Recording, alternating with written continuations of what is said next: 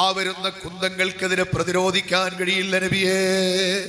ആക്രമണങ്ങൾക്ക് പ്രത്യാക്രമണത്തിന് ധൈര്യമില്ലാഞ്ഞിട്ടല്ല, അവിടുത്തെ കൂട്ടത്തോടെ ആക്രമിക്കുമ്പോൾ അവിടുത്തെ ശരീരത്തെ എൻ്റെ ശരീരം കൊണ്ട് ഞാൻ പ്രിവെന്റ് ചെയ്തോളാം, പ്രതിരോധിച്ചോളാം എന്ന് പറഞ്ഞ് കെട്ടിപ്പിടിക്കുന്നു അംർ ഇബ്നുൽ ജമൂഹ് റളിയല്ലാഹു അൻഹു.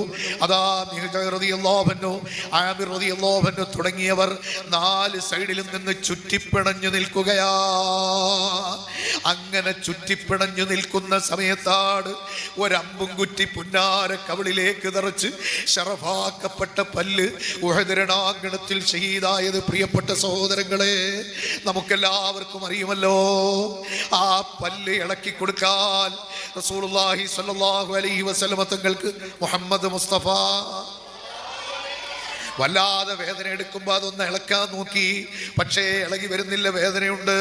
ഉടനെ സിദ്ദീഖുൽ അക്ബർ റളിയല്ലാഹു അൻഹു അബൂബക്കറിന് സിദ്ദീഖ് റളിയല്ലാഹു അൻഹുവിനോട് ഇതൊന്ന് ഇളക്കിയെടുത്തോളൂ സിദ്ദീഖേ എന്ന് പറഞ്ഞു.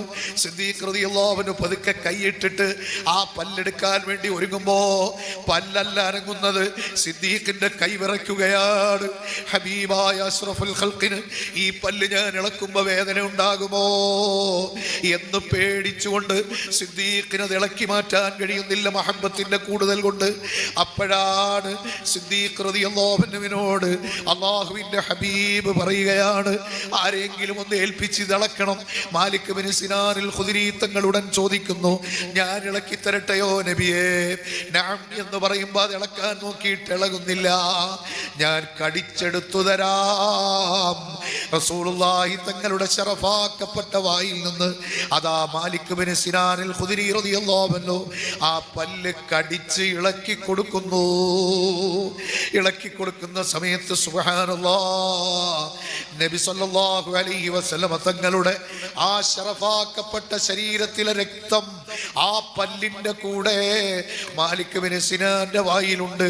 രക്തത്തിൽ ഇടയ്ക്കു കിടന്ന പല്ലെടുത്ത് റസൂലുള്ളാഹി തങ്ങളുടെ തിരു കയ്യിൽ വെച്ച് കൊടുക്കുമ്പോൾ ആ നബി തങ്ങളുടെ പല്ല് വെച്ച് കൊടുക്കുന്ന വേളയിൽ വായിൽ രക്തം കണ്ടിട്ട് നബി തങ്ങൾ പറയുന്നു, മുജ്ജ, തുപ്പ് മാലിക് ബിൻ സിനാൻ. ഉടനെ മാലിക് ബിൻ സിനാൻ അൽ ഖുദരി തങ്ങൾ പറയുന്നു, വല്ലാഹി ലാ അമുജ്ജുഹു അബദാ, ഞാനിത് തുപ്പുന്ന പ്രശ്നമില്ല, അല്ലാഹുവിനെ തന്നെ സത്യം തുപ്പുകയില്ല. കാരണം ഇത് ഓർഡിനറി ബ്ലഡ് അല്ല, ഇത് പുന്നാര ഹബീബിന്റെ രക്തമാണ്, അതുകൊണ്ട് തുപ്പുകയില്ലെന്ന് പറഞ്ഞപ്പോ നബി തങ്ങൾ പിന്നൊന്നും മിണ്ടിയില്ല.